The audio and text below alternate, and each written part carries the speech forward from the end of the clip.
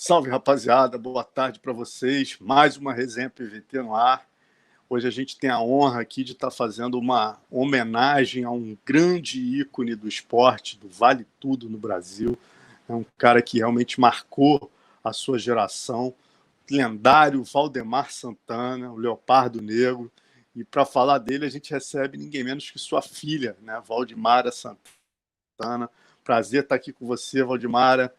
Uma honra. Muito obrigado por ter aceito o nosso convite. Oi, Marcelo, o prazer é todo meu. É um prazer enorme estar aqui, né?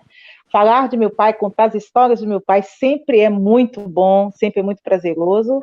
E me trouxe muita surpresa esse convite seu, na verdade, o retorno, né, dos ainda admiradores da história de Valdemar Santana.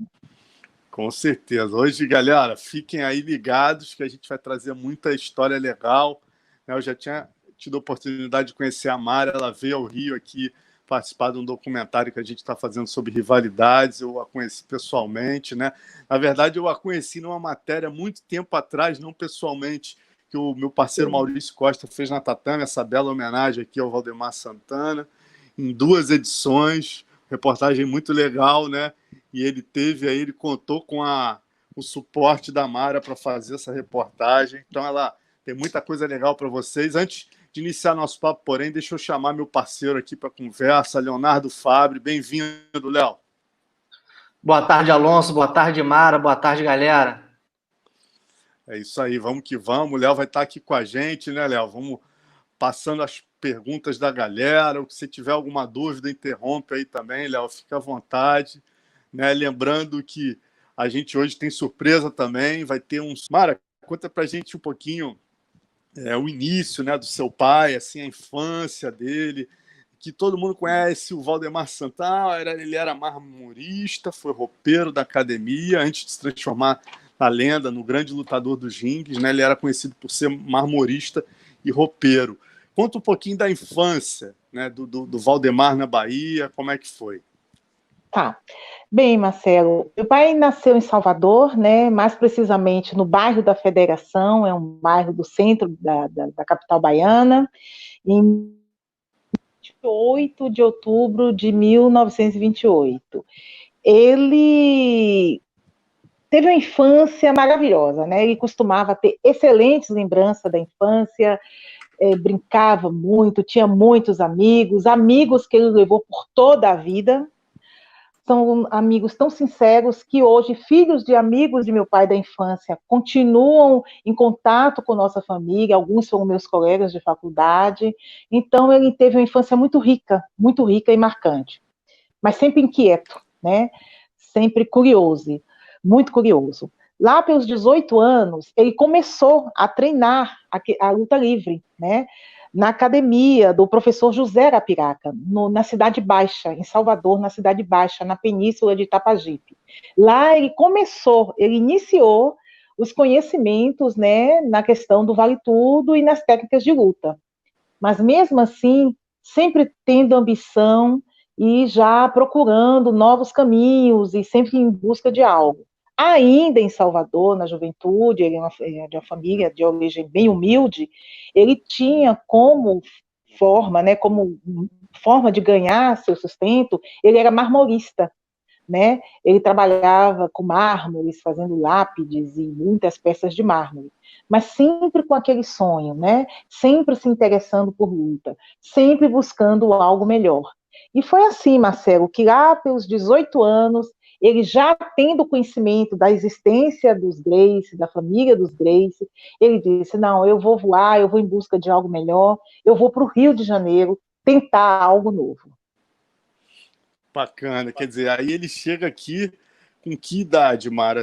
Com que idade ele chega ao Rio de Janeiro? Ele chega ao Rio de Janeiro por volta com seus 18 a 19 anos, né? Já assim, na cara e na coragem, né? Na busca de oportunidades.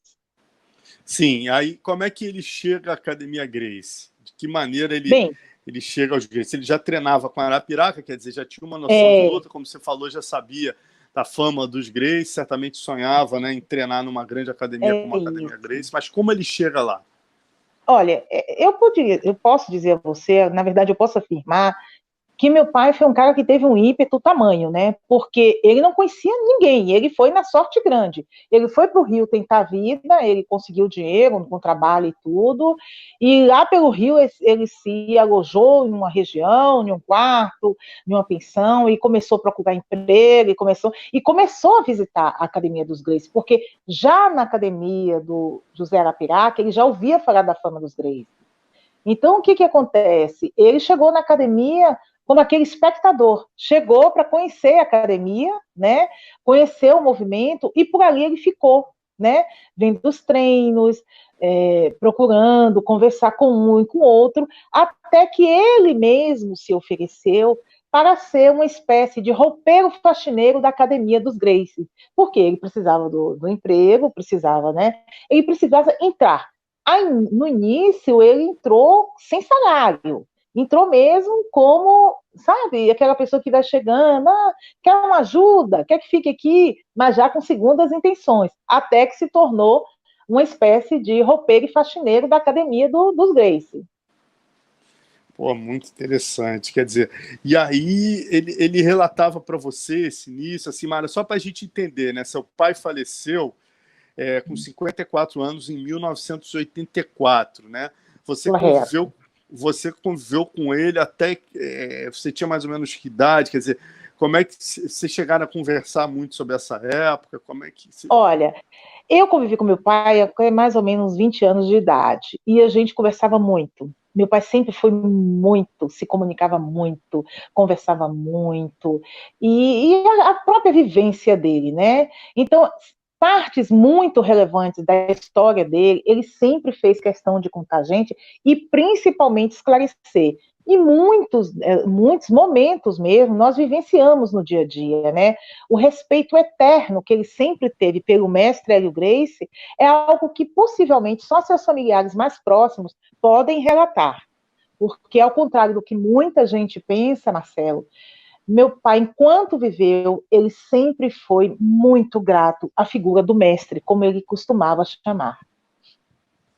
Bacana, a gente vai falar disso bastante ainda hoje, mas conta desse início dele, Mário, o que ele te contava, essa chegada no Rio, né? Porque, assim, eu imagino a dificuldade dele, né? Ele batalhando ali, marmorista, fazendo ali o dinheirinho dele, e de repente ele vai para a academia que talvez fosse a academia mais da elite carioca, né? Onde estavam ali governadores, diz que até o Roberto Marinho treinava lá, poxa, o Carlos Chagas, pô, quantas pessoas, né, famosíssimos, os ricos, a alta sociedade a elite carioca do Rio, né? A elite carioca do Rio estava dentro da Academia dos Gracie naquela época.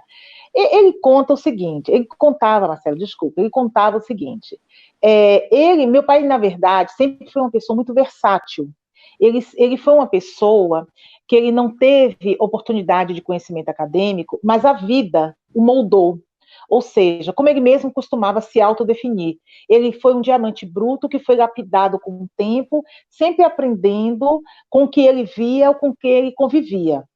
Então, ele chegou na Academia dos Gracie, ele chegou de forma humilde, de forma educada, sempre procurando servir, procurando ser colaborador, certo? E nessa colaboração, ele foi ganhando a simpatia mesmo da família Gracie, que tinha aquela postura austera, mas diante da passividade, né, poderíamos dizer assim, de meu pai, ele foi, aos poucos, ganhando seu espaço. E aí ele teve a oportunidade, não só de aprender, como observar, e estar sempre proativo. Ele estava sempre proativo, sempre aberto a aprender o que tivessem para lhe ensinar, né? E foi assim que ele foi cativando, que ele foi ganhando espaço, convivendo com aquela clientela e convivendo com o próprio Hélio Gracie, que era já um fenômeno, né? Super mega reconhecido, né?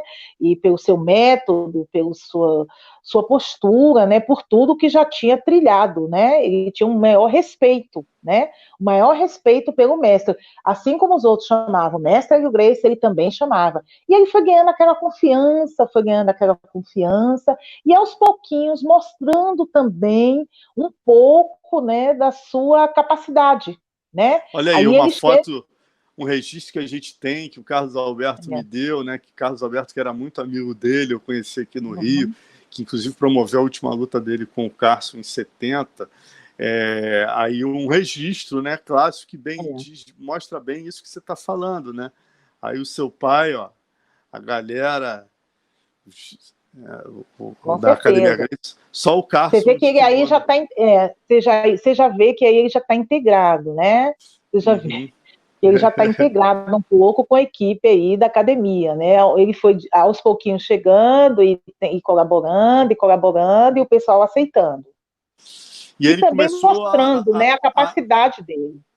Ele chegou, Mara, só para a gente entender inicialmente, né, como é que foi esse approach dele, o primeiro encontro dele com o seu Hélio, né? Porque eu ouvi dizer que parece que o seu Hélio estava saindo, se eu não me engano, do Flamengo, montando essa academia histórica na Rio Branco, né, que foi a maior academia Gracie, e nessa época ele falou, olha, eu estou precisando de roupeiro lá, você pode treinar e fica como roupeiro. Isso, né? Mesmo, foi isso mesmo. Já foi mesmo nessa jogada, né, com a instalação dessa academia no Rio Branco, que já estavam precisando de novos profissionais, e meu pai já estava nesse cerca-cerca, né, de colaborar, de estar sempre ali presente. Então, casou a oportunidade com a necessidade, né? Poderíamos dizer assim.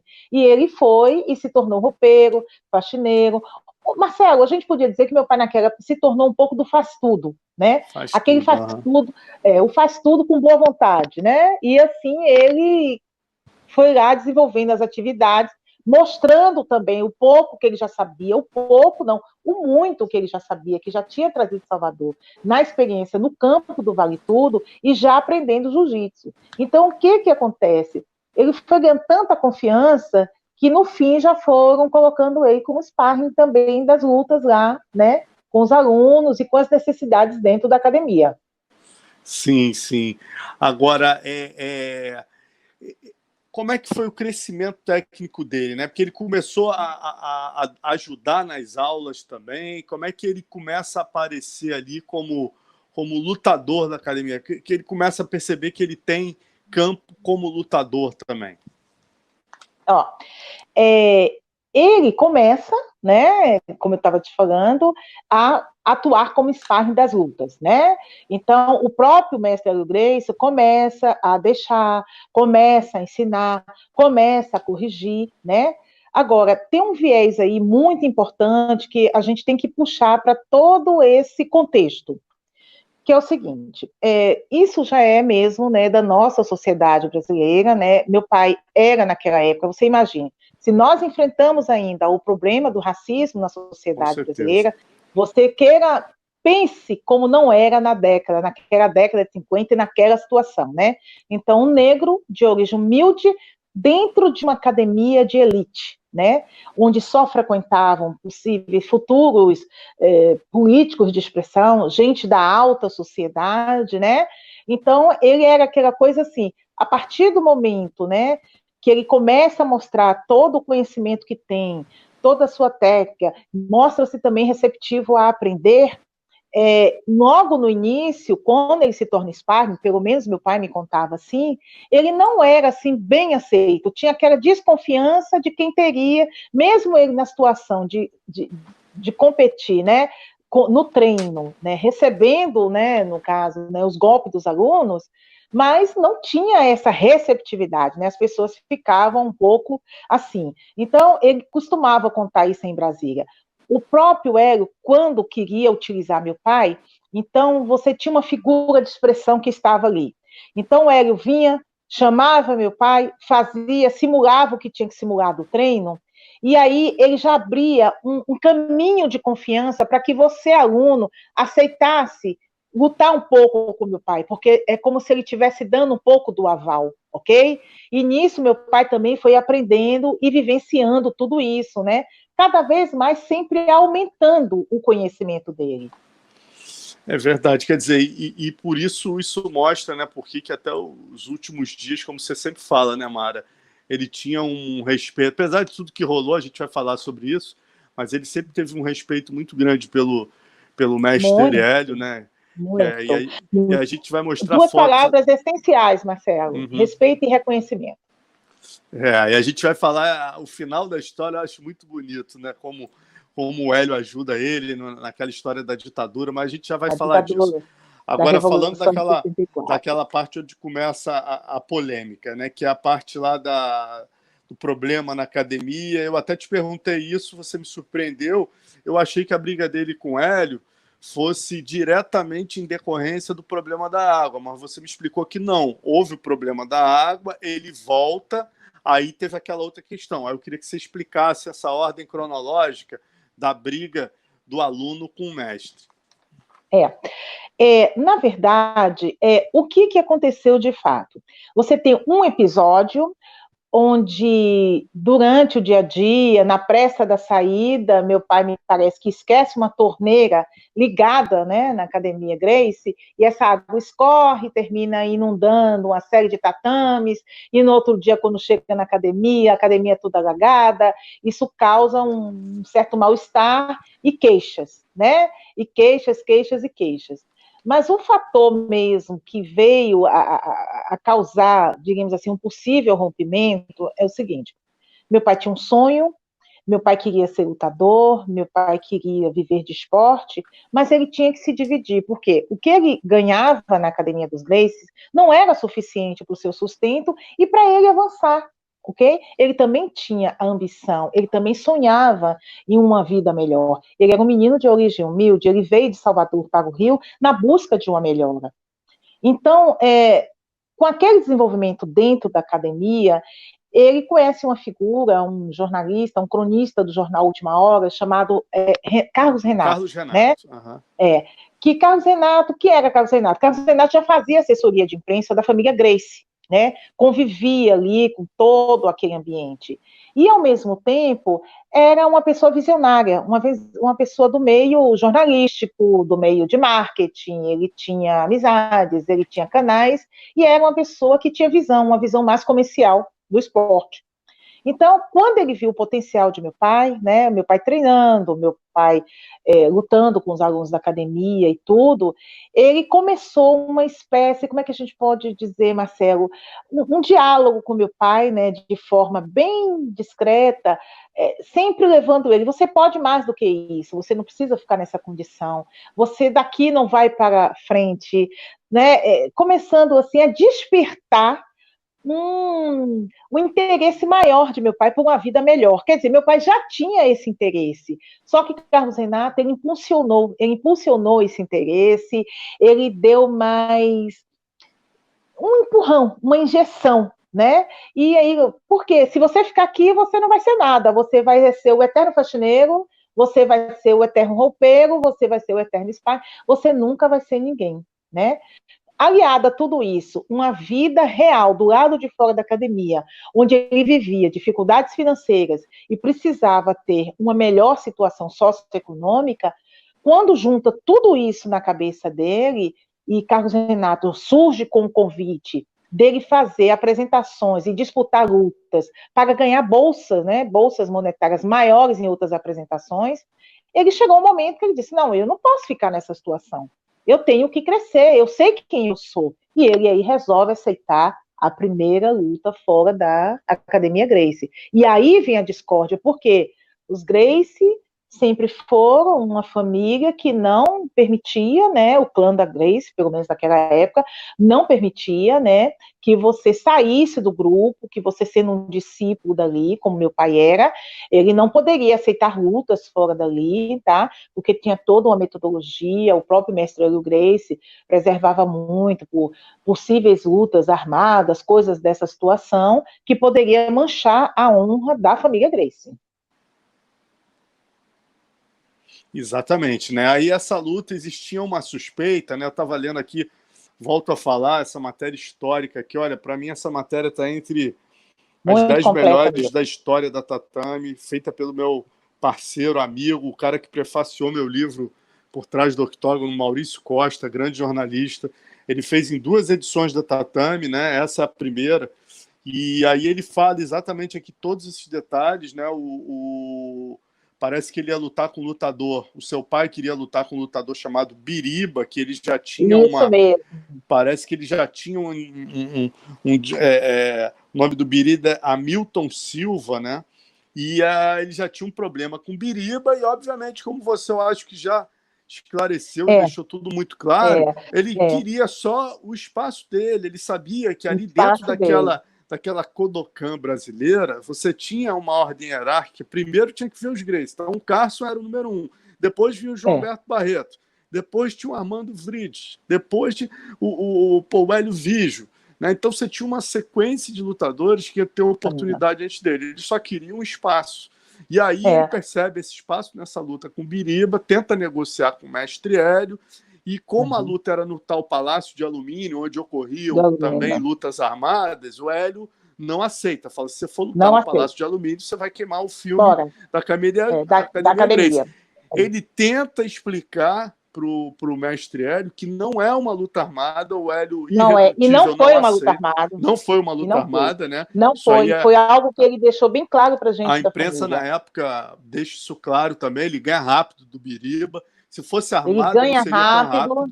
Né? Ele ganha uma bolsa de um valor muito bom, que dá um impulso financeiro na vida dele, ok? Porque ele ficou no momento, Marcelo, que ele ficou dividido. Ele fica no momento dividido entre continuar ali dentro do recinto do Gracie, tendo que esperar toda essa fila de gente na frente dele, mas só que ele tinha um outro Valdemar, o Valdemar que estava do lado de fora, que precisava de uma vida melhor, que precisava se estabilizar sociofinanceiramente, entende? E que tinha que ganhar dinheiro, porque ele não tinha ninguém no Rio, ele era ele mesmo. Então ele aceitou, né? Ele sabia do potencial, ele tentou dialogar com o mestre Hélio, dizendo, eu não vou fazer nada, não é uma luta armada, eu não vou manchar a imagem dos Gracies, né, de forma nenhuma, mas ele foi irredutível na opinião que já mantinha há muito tempo, né? E não aceitou. Então ele só teve uma escolha: ou ele lutava e ganhava e começava a ter uma melhor qualidade de vida, ou ele continuava, e ele aí resolveu arriscar. E aí ele foi, e aí o mestre Hélio expulsa ele, né? E aí eu queria que você contasse, né, como é que surge a questão do desafio dele para o Hélio, né? Que o Hélio expulsa ele da academia, o Carlos Renato conta que o Hélio teria chamado ele de negro safado, o que na época o Carlos Renato era um jornalista, e isso repercutiu na mídia, não foi uma coisa do aluno dar uma bronca, do mestre dar uma bronca no aluno, não. Isso aí foi como se falasse para um jornalista. O Carlos Renato, do Última Hora, muito respeitado, vai lá e coloca que o Hélio expulsa o Valdemar, chamando ele de negro safado. Né? Na época já existiam as tensões raciais, não tanto quanto talvez hoje, mas isso pegou muito mal. Né? E aí o Carlos Renato começa a botar a pilha para que o Valdemar desafie o mestre. Não é isso, Valdemar? É isso mesmo. Aconteceu desse jeitinho que você está falando, né? Meu pai sai da academia expulso, o próprio Carlos Renato fica mais próximo ainda do meu pai com isso. Tem também um racha do Carlos Renato com o pessoal da Academia Gracie, que ele deixa de fazer assessoria, quer dizer, uniu, né? O útil ao agradável. E aí, meu pai começa a treinar na academia do Haroldo Brito, certo? Através também das amizades do Carlos Renato. E aí o mestre Hélio, nem preciso dizer a você, né? Ficou muito danado, achou que era uma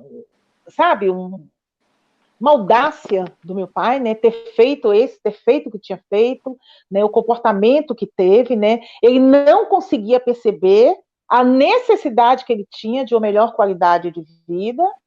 E aí pronto, daí para frente começa a imprensa, já movida, alimentada por Carlos Renato, né, um jornalista de nome na época, com uma coluna muito lida no jornal Última Hora, todo dia nota, todo dia informação, e o próprio imprensa fazendo, acirrando os ânimos de um e de outro, né, com notas, matérias, né, e foi isso que foi ganhando corpo, isso que foi ganhando volume dia a dia. E Carlos Renato, no dia a dia com meu pai, influenciando, quer dizer, influenciando não, né? Porque a pessoa também tem sua escolha, né? Mas aquele movimento, meu pai era um jovem que sonhava. Então, nesse momento, ele não tinha opção de discernir muitas coisas. Então, ele realmente optou, ele aceitou a ideia de Carlos Renato de vamos desafiar, né? Para poder criar aquela coisa midiática do aluno que desafia o mestre. A coisa foi mais ou menos por esse caminho, pelo meio midiático, entendeu? Porque Carlos Renato tinha a visão correta da coisa midiática, da coisa jornalística, de como isso ia dar um boom no mundo esportivo. Meu pai já foi levado pela perspectiva de uma vida melhor, de uma situação melhor, dele mostrar o potencial dele, que ele sabia que tinha, certo? E também por tudo que ouviu, né, Marcelo? Porque na expulsão dele da Academia Gracie, ele ouviu o que quis e o que não quis. Negro safado, e muitas outras, no momento, né, do quente da situação, né? Você possa imaginar quantas outras coisas ele ouviu. Imagino. Aí criou-se toda essa rivalidade, né? E aí eu estava vendo aqui o Carlos Renato na matéria do Maurício, né? Ele parece que o Hélio aceitou a luta, mas em condições que nós não queríamos. A intenção era levantar um dinheiro, mas entre as exigências dele estava de não cobrar ingresso. Além disso, ele exigiu que fosse um vale-tudo de kimono e sem limite de tempo, revela Carlos Renato, né? Ele até comenta que o Hélio estava... O Hélio... aqui, ó, mesmo adiante, o Valdemar iria enfrentar seu antigo mestre sem ganhar um tostão. Já Hélio, com 42 anos, colocaria seu nome em jogo contra um adversário duro, 19 anos mais novo e 15 quilos mais pesado do que ele. Né? As circunstâncias do confronto ganharam os jornais e revistas da época, e a resposta do público surpreendeu a todos. E aí o Carlos Renato conta que o Hélio tinha tanta certeza da vitória, né, que ele parece que tinha um programa na rádio, e ele marcou e ele pediu para não desmarcarem o programa na rádio, que ele sairia da luta e faria o programa naturalmente, né? E acabou sendo aí a maior guerra da vida dele, né? 3 horas. No dia 20, vou até continuar, desculpa rapidamente aqui, ó. Dia 24 de maio de 24 de maio de 55, é isso mesmo. Associação Cristã de Moços, na ACM, no bairro da Carioca da Lapa, né? Teve que pedir reforço policial, mais de 2.000 pessoas, ver os lutadores, que aí foi a luta mais longa da história até hoje, né, Valdemar? 3 horas e 40 minutos. Que está, inclusive, registrada no livro dos Guinness, né, como a luta mais longa que já existiu, né? A luta teve uma série de características, né? Exigiu que não cobrasse ingresso, exigiu de kimono, sem round, sem intervalos, ou um ganhador, nada de empate, a luta só parava, né, quando tinha que parar mesmo, como foi o caso, né? E eu acredito sinceramente, pelo que eu vi de meu pai, pelo que a gente conhece da história, que o Hélio aceitou como, assim, uma forma de... Eu vou punir esse aluno rebelde. A intenção, na verdade, dele aceitar, porque ele era tão soberano, e meu pai foi tão ousado, né? Ousado para aquela época, que ele quis, na verdade, ele aceitou o desafio como se fosse uma forma, eu vou puni-lo, tá entendendo? E com isso eu vou cortar pela raiz o mal de muitos outros possíveis rebeldes, possíveis Valdemares, né? Que possam vir também a querer ser contra o mestre ou tomar atitudes insólitas como essa, né? Então, ele foi mais ou menos aí por esse campo, né? Pelo campo de extinguir a rebeldia. Eu achei um detalhe curioso aqui, né? Que o Maurício também conseguiu, genial. Acho que o Carlos Renato ainda era vivo. O Maurício pegou um depoimento dele, né? Que a luta estava muito longa. O Valdemar consegue derrubar o Hélio, ficou por cima, em vantagem já desde o início, né? Golpeando muito o Hélio. Aí lá pelas tantas, né, ele chega pro... Parece que no meio da luta o Valdemar fala alguma coisa com ele, né? Deu uma porrada nele que o sangue espirrou em mim, conta o Carlos Renato. Aí o Valdemar olhou para mim e gritou: Carlos, cadê o jiu-jitsu do seu Hélio? Foi aí que, lá das entranhas, contando o Carlos Renato, né, o Hélio buscou forças e respondeu, apesar de toda a sua condição adversa: cala a boca, crioulo, porque a luta ainda não acabou.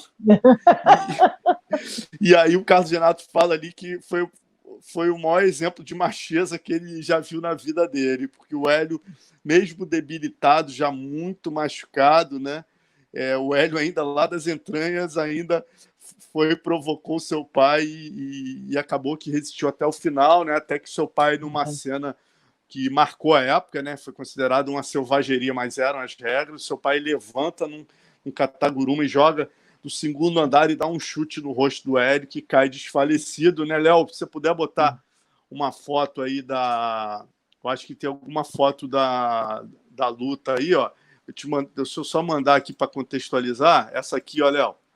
Só para contextualizar para quem está em casa, o pessoal sentiu que era pressão, olha os repórteres do lado, realmente uma coisa assim... Uma pressão, Meu pai costumava dizer que ele se sentiu assim isolado, né? Porque quando ele entrou, 2.000 pessoas 100% contra ele, né? Gritando, energizando, né? Torcendo, né? Até porque a fama da família Gracie, a fama de Hélio Gracie já era muito grande, né? Aí a foto, olha, você vê a imprensa em cima, gente, imagina isso. O ginásio da ACM não deve dar para 1.000 pessoas, tinham 2.000 no lugar. 1.000 pessoas. Olha a quantidade de imprensa, quer dizer, na época o flash era esse trambolho aí que parece um holofote que dá uma explosão de luz ali. Aí você imagina, 3h45 na Lapa, Rio de Janeiro. Maio não é um mês ainda muito fresco, quer dizer, devia estar quente, um ginásio fechado. Você imagina, 2 caras se degladiando aí 3h40. Olha que história de 2 guerreiros, isso aí. Aí no final, né?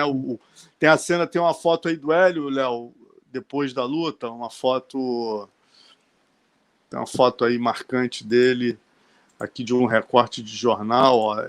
Tem esse aqui da Dona Margarida. A Dona Margarida... Bom, essa foto tá torta. Deixa para lá, Léo. Vamos seguir, que eu quero falar uma outra coisa marcante aqui, que a gente tem uma noção do tamanho do seu pai nessa época, do que foi essa vitória, né? A hora do Brasil foi interrompida para noticiar a vitória do seu pai. Para noticiar. E essa luta foi, sem dúvida, Marcelo, diríamos assim, o ápice da carreira de meu pai, sem dúvida, né? Como também não tenho a menor dúvida que foi a grande luta que incentivou esse esporte no Brasil. Por quê? Porque a partir daí, o Vale Tudo, o Jiu-Jitsu, ele ganhou outra conotação, né? Ele vinha num caminho de ascensão, mas essa luta foi uma luta marcante e que deu novos caminhos a essa modalidade de esporte, né? Na vida do meu pai, a vitória dessa luta foi tudo. Daí para frente, meu pai começou a ser chamado de Valdemar Santana, o Leopardo Negro. E daí a vida dele praticamente mudou de uma noite para um dia, né? Ele se tornou uma figura muito conhecida no meio artístico, no meio da imprensa, no meio radiofônico, em eventos artísticos, eventos sociais. Ele correu o Brasil todo, ele se tornou praticamente um ídolo, né? Um ídolo do esporte, né? Só para ilustrar isso que você está falando. Desculpa te interromper, mas só para a gente não perder o foco, Léo, vamos ilustrar aí simplesmente um artigo de Nelson Rodrigues, dedicado ao Valdemar Santana. Tá aí, ó. Olha isso, gente. Para vocês terem uma ideia que isso, tudo que a Mara está falando é mais do que isso. A gente, na época, né, é bom lembrar, o Brasil ainda não tinha conquistado a Copa do Mundo, né? Então, quer dizer, o Brasil ainda não era considerado ainda a meca mundial do futebol. E a gente tem aí simplesmente os Gracie, essa força toda, e o Valdemar vence o maior nome dos Gracie. Então, Nelson Rodrigues, que já tinha o status que hoje a gente conhece, né? Tá aí, ó, um artigo na última hora gigantesco. Isso é um artigo aqui, uma crônica que pega toda a lateral do jornal, né? E o Nelson Rodrigues, com aquela genialidade dele, né? Aquela sensibilidade totalmente politicamente incorreto, né? Já naquela época, olha o que ele me escreve: o preto que tinha alma preta, né? Quer dizer, mostrando a coisa do orgulho mesmo, que o negro... Hoje em dia a gente está debatendo mais isso do que nunca, né, Mara? Assim, o negro tem, sim, motivos para ter orgulho. O Valdemar foi talvez o primeiro herói negro brasileiro. Talvez depois viria o Pelé, né? Logo na sequência. Mas sim, você faz uma... que o Nelson Rodrigues me dedica uma coluna e fala aqui, ó, o que houve anteontem na ACM foi a forra ancestral do negro sobre o branco no ringue. Os dois adversários decidiram misteriosas e irredutíveis incompatibilidades. Quer dizer, aquela brincadeira, o lado do humor que o Nelson traz, obviamente, para falar de uma coisa séria, mas ele está falando de um assunto que hoje está em voga, que a gente continua debatendo. Muito. O mundo parou agora por causa do Floyd, que é a questão do Então, racismo, e a gente em 55 falando disso. E muito interessante, como a própria crônica do Nelson diz, é o orgulho do negro pelo negro. Porque o que acontece? Meu pai foi muito humilhado dentro da Academia dos Gracies, né? Porque já era pejorativo. Qualquer crítica que tinha que se fazer a ele, não era o Valdemar Santana, era o negro, aquele negrinho, aquele, certo? Todo aquele aparato de palavras, de situações racistas. Então, quando ele realmente foi, lutou e ganhou, mais do que nunca ele quis dizer: sou eu, aquele negro, aquele preto que vocês tanto falavam, que vocês tanto, diríamos assim, que estou aqui, que venci, certo? Eu acho interessante, você me trouxe agora uma lembrança, né? Meu pai contava, eu acho que a imprensa também em algum momento relata aí, que no início da luta, o irmão do mestre Hélio Gracie, ele faz um semidiscurso para a plateia, né? Então, ele chama, né, meu pai ali de, como dissesse assim, esse Exu, né? Esse Exu, né? Você sabe que Exu, na verdade, uma divindade do candomblé, aqui na Bahia, né, uma divindade que tem a ver com malícia, tem a ver com movimento, né, é como se fosse o orixá que faz a comunicação entre a divindade e o humano, né, e que no sincretismo religioso pode ser apelidado até de demônio, né, ou seja, sempre desacreditando na pessoa. Então, ele fez essa espécie de discurso no anúncio da luta e fez questão de dizer, né, como se fosse, essa luta aqui vai ser um castigo para que os alunos rebeldes, os futuros Valdemares da vida, não ousem nunca a desafiar seu mestre. Eu acho que isso deu, na verdade, mais gás ainda para meu pai entrar no ringue, é agora que eu vou. E buscar o espaço dele, né? Isso ficou buscar provado o mais à espaço frente. dele. Porque, Marcelo, é uma questão de evolução. O que ele fez é uma questão de evolução. Ninguém pode ficar parado. Você sempre procura o melhor. Mari, isso que você está falando é provado com a própria história das artes marciais, né? Se você vem na próxima geração, eu te dou 40 exemplos de situações parecidas que ocorreram. Você vê a geração atual, você tem 200 mil exemplos exatamente disso. Simplesmente o aluno que chega para o mestre e fala: mestre, eu também quero o meu espaço, eu posso viver disso, eu tenho direito também, né? Me deixe crescer. Muitas vezes o mestre não tem a sensibilidade de falar: olha, vai, siga, cresça, né? Hoje em dia, graças a Deus, essa mentalidade está mudando e, obviamente, essa coisa do creonte, do traidor, já está sendo vista de uma outra maneira, simplesmente um caminho natural, né, do atleta ter também o seu espaço. Com certeza. Com certeza, né? A pessoa não tem que evoluir. Se ele aprendeu, ele tem que evoluir. Não pode ficar eternamente. Foi o caminho de meu pai. Toda a decisão da vida dele, com a partida dele da Academia Gracie, não foi rebeldia, não foi vingança. Foi um negro de origem humilde buscando uma melhor perspectiva de vida, uma melhor posição social, um meio de sustento mais viável e com melhor qualidade de vida. Foi esse o grande mola propulsora para ele tomar atitude de procurar criar o espaço dele. E é bacana o exemplo do teu pai, que depois vieram tantos, né? Hoje os maiores lendas do esporte, os dois maiores são negros, né? Que é o John Jones e o Anderson Silva. Dois caras que, talvez... O Anderson com certeza conhece a história do teu pai, que o Anderson é um cara antenado na história do Vale Tudo brasileiro. O John Jones talvez não saiba, mas, antes disso a gente teve o Eugênio Tadeu, que é um cara de uma importância fundamental na história e passou por situações muito parecidas com seu pai, de preconceito.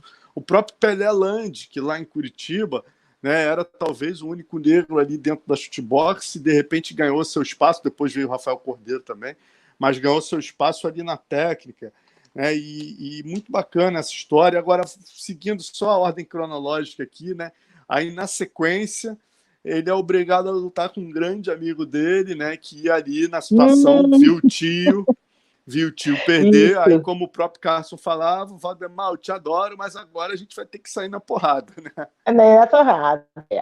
Ô, Marcelo, eu queria até fazer uma pontuação aqui muito importante. Já outro lado mesmo da Academia Grace. Bem, ao mesmo tempo que meu pai vivia toda essa situação, né, ali dentro de opressão, dentro da Academia dos Grace, aprendendo tudo, querendo crescer, mas ao mesmo tempo dividido na questão do respeito e tudo, ele se relacionava muito, começou a se relacionar e fez muitas amizades, né, com as pessoas que frequentavam a Academia dos Grace, né, os alunos, os jovens ricos daquele momento, pessoas de expressão, políticos e tudo, pela forma de meu pai ser, né, pela educação que tinha, pela postura que tinha. E com o Carson Grace, em especial, o mais engraçado nisso tudo, que o Carson era amigo dele, mas amigo jovem, como eu digo assim, amigo jovem, certo? De sair para balada junto. Sair para balada. Copacabana, me parece que naquela época era um grande polo cultural, artístico do momento ali no Rio de Janeiro. Então, toda essa coisa assim, meu pai conheceu muito nesses grupos, andando com o Carson Grace e com outras pessoas. Então, o Carson é uma pessoa amiga, um jovem amigo de outro jovem. E aí muito se bate curioso, nessa situação, né? Você vê de que situação, Glória. E aí uma situação curiosa e vale contextualizar, né, Valdemar, o que aconteceu? Essa luta foi tão violenta do seu pai com o Hélio, né, 3 horas e 40 minutos, um chute no rosto, o Hélio desfalecido, a foto do Hélio deformado em todos os jornais, que o Vale Tudo foi proibido, né? E aí queriam marcar a luta do Carson, a mídia a partir daí passa a ter todo o interesse na vingança, da mesma forma que a mídia queria ver talvez, né, a vingança do seu pai sobre o domínio, a hegemonia de Hélio Gracie. Ao mesmo tempo você tem o outro lado da história da vingança, né, da família sendo vingada, também é uma narrativa que a imprensa gosta muito de vender. E aí a imprensa passa a ter interesse nessa luta, mas está proibido o Vale Tudo. Então a primeira luta entre eles, né, Mara, é de kimono. O primeiro confronto entre Carson e Valdemar é de kimono no Maracanãzinho, né? No Maracanãzinho. Aí já foi em outras normas, né? Já foi, porque aí já tinha ganhado um volume maior, um interesse maior. Então ele já ganhou um tom, já foi no Maracanãzinho com novas normas, né? Já foi de kimono, já foi de jiu-jitsu, né? Onde o Carson, mesmo novo, mas estava muito bem preparado, né? E praticamente se viu na obrigação, né, de tirar o nome da família daquela situação, porque ficou uma situação, quer dizer, quebrou uma hegemonia que a família tinha de vitórias. O Carson veio para fazer a revanche, né? E realiza eles fizeram ao longo da vida quatro combates, né? Então foram 2 vitórias do Carson e 2 empates. Exatamente. Né? Essa, no caso, foi uma luta de kimono, né? Não dá de nem. Kimono. Aí a própria imprensa, acho que ficou agoniada com essa situação, né? Do kimono. Aí, quer dizer, essa luta terminou empatada, né? Essa primeira luta entre os dois foi empatada. Aí, finalmente, tem até essa manchete aqui, Léo, se puder jogar aí, é clássica, né? 3 lutadores, 3 destinos, que é logo depois que o Hélio Gracie perde do Valdemar e o Carson no meio. A primeira foi em outubro de 55, não é isso? A primeira luta. Exatamente. Aí depois você tem a segunda, onde o Carson conseguiu vencer o Valdemar, né? Que é essa aqui, ó. Vamos jogar em 56. aí, Léo. Ó, essa é a que eu vinha me referindo, que é logo que o Hélio perde, quer dizer, 3 lutadores, 3 destinos, 8/10 de 55. Aí, na sequência, finalmente, dizem aí que é um dos recordes de público do Maracanãzinho até hoje, né?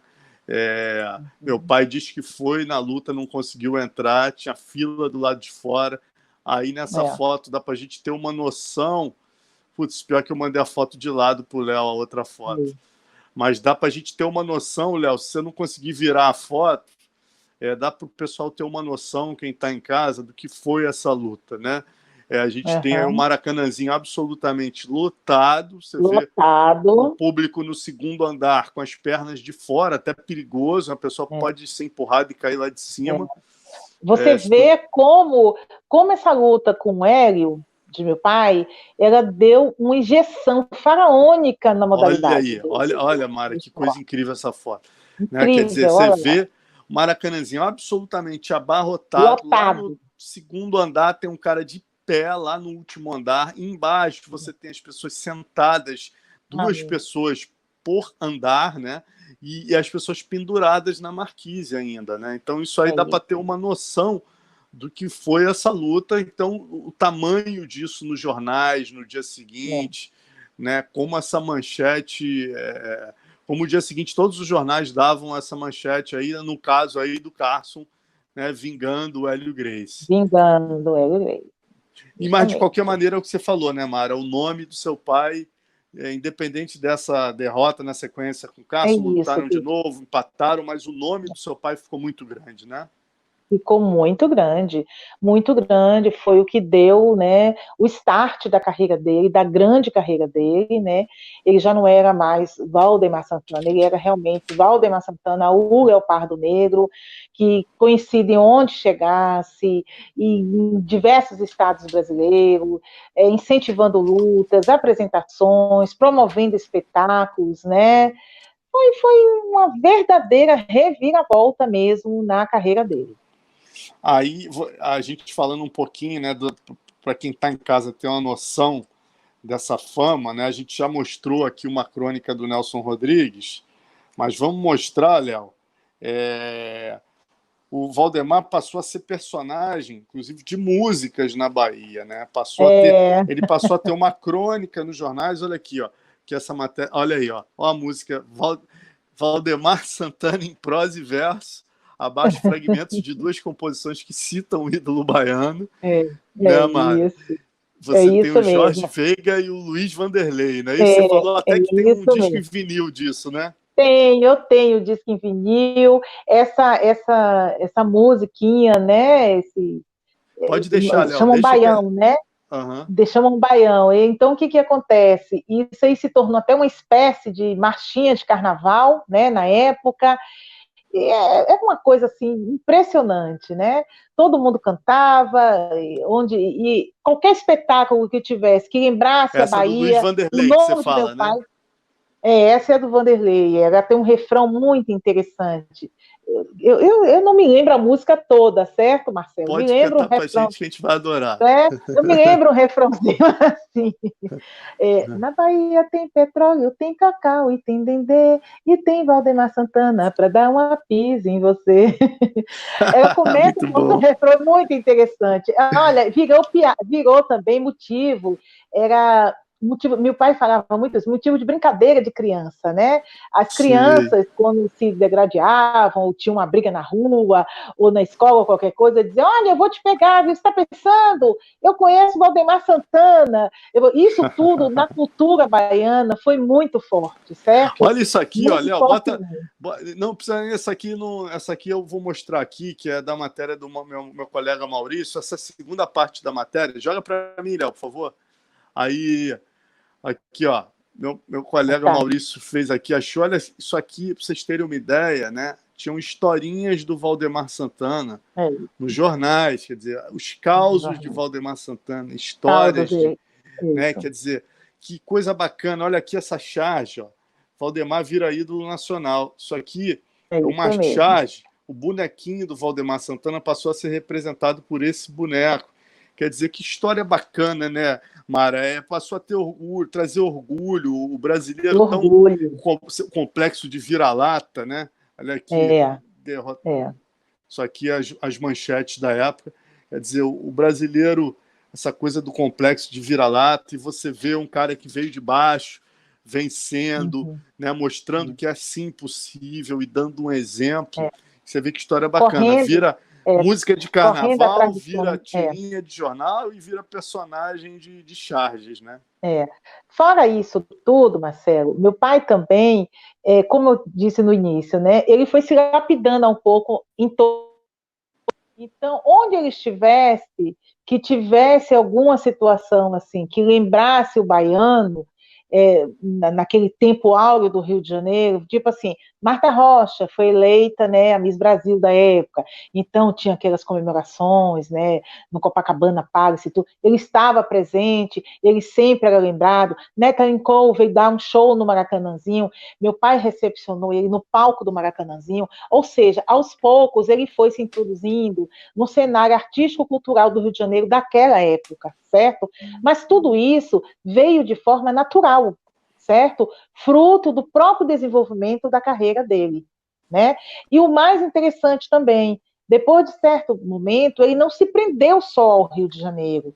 Meu pai voou para os estados brasileiros, entendeu? Ele percorria diversos estados, ele fazia apresentações, ele estimulava lutadores, ele promovia espetáculos de luta, certo? De norte a sul, ele teve programas de TV, como ele teve na TV Londrina, um programa especializado uma vez por semana em apresentação de lutas, ok? Então ele procurou difundir esse esporte, certo? Olha que história bacana. Ele procurou difundir esse esporte, que é uma coisa, inclusive, pelo que eu venho lendo nos últimos tempos, já colhendo o material da biografia que eu estou fazendo dele, ele tem essa semelhança muito com o caminho trilhado pelo Carson Gracie, né? Eu acho que essa coisa que já veio lá de trás e tudo, né? Porque eu acho também que o Carson Gracie, ele abriu essa modalidade de esporte para a sociedade. Ele conseguiu trazer, despertar, dar oportunidade a pessoas que não tinham condição de também frequentar uma academia, de também vir aprender a arte do jiu-jitsu, entendeu? Isso é muito, muito importante, o dividir o conhecimento. É muito bacana esse ponto que você está colocando. E uma outra parte da história que eu queria lembrar com você, Mara, até falando esse momento de reconhecimento do seu pai, né? Quem viveu, eu nasci em 70, né? Ainda peguei um pouquinho disso.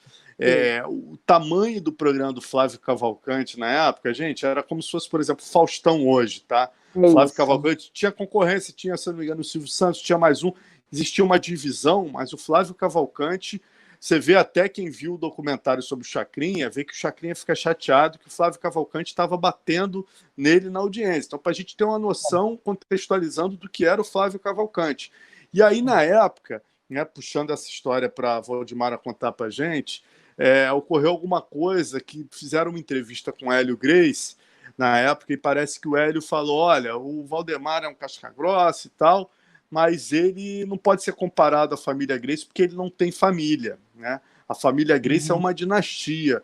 Os Santana não tem família. Quando o Valdemar Santana parar de lutar, acabou. E aí, eu acho que o Carlos, não sei isso que eu queria que você contasse para a gente, não sei se é o Carlos Renato ou seu pai que tem a ideia de falar, não, nós Santamas temos uma família assim, e vão, inclusive, no Flávio Cavalcante apresentar a família Santana, né? Olha, essa parte a gente já pode dar duas explicações. Uma, o Carlos Renato, como você bem citou, né, já dizendo, olha, a gente tem que reverter essa situação, você tem que apresentar uma família para você, quer dizer, o Hélio puxou o quê? Ele puxou um conceito de, diríamos assim, um conceito social, né? A pessoa, para ter um determinado status, teria que ter uma dinastia, teria que ter uma família, né? E ele já sabendo digamos assim, da origem social de meu pai, né, um menino de origem pobre, humilde, não teria, né, uma família, assim, com uma dinastia, como no caso dele. Então, isso aí já foi uma jogada tentando, mais uma vez, humilhá-lo. Então, Carlos Renato realmente deu essa sugestão, né, a gente tem que dar uma situação, mas em paralelo a tudo isso, Marcelo, a própria família que meu pai tinha deixado em Salvador, porque meu pai tinha 2 irmãs e tinha 2 irmãos, homem, né, também estava preocupado, já estava distante há muito tempo, ele já estava morando no Rio de Janeiro, né? Então tinha a preocupação do irmão de vir também ver, acompanhar, saber do irmão. E foi nessa oportunidade, então, que meu pai traz o irmão, né? O Valdo, né? Que era Florisvaldo, mas na verdade o pessoal chamava de Valdo, depois é outra história, né? Essa história é muito legal, quero que você conte daqui a pouco, mas vamos lá. A vida de meu pai, né? A vida de meu pai é cheia de casos e causos. Né? Então o irmão vem, né, para o Rio de Janeiro também tentar a vida, né, aprende a arte, né, do vale tudo, do jiu-jitsu e outras coisas, já para poder criar também essa imagem, né, E aí, já num programa mais conceitual, quer dizer, existem os Santanas que também pode, no caso, lutar com os integrantes da família Gracie, certo? Para dar continuidade a toda essa situação de disputa, né? E nisso tudo aí, que a gente estava brincando aqui agora, o nome do irmão de meu pai era Florisvaldo Santana. E aí, quando chegou, né, na academia, que montou uma academia no centro do Rio e tudo, nossa, mas não pode, né? Pelo amor de Deus, Florisvaldo, Flor, homem, lutador, com o nome de Frono, isso não vai dar certo. Então se cortou Florisvaldo e ele ficou conhecido como Valdo Santana. Aí sim, um nome melhor para ser apresentado no mundo da luta. E aí marcaram uma luta entre o Valdo Santana, né, e o Robson Gracie. Aqui eu achei aqui a foto, ó, é a foto que eu falei eles no programa do Flávio Cavalcante. Olha isso, gente. Flávio Cavalcante, na época, a família Santana aqui, sendo apresentada. Na época, o Hélio Gracie tinha dito, né, tinha feito esse desafio com relação à família. E aqui eles vão simplesmente no programa do Flávio Cavalcante. Tá aí a família toda.